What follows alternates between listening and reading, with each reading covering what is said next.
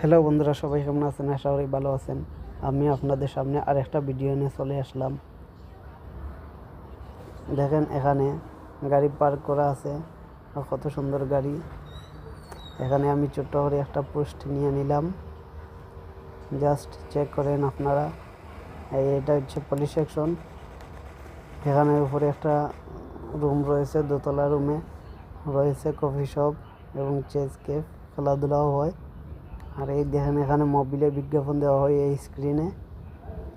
এখানে office room রয়েছে, এই সাইডটা অয়েল চেঞ্জ করা হয় গাড়িতে।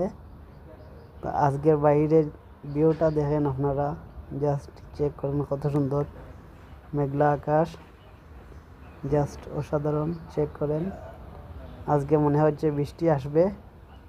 তো আপনারা চেক করেন, এখানে গাড়ি রাখা হয়েছে। এই দিকটা আরবিদের বিল্লা, কত সুন্দর সুন্দর।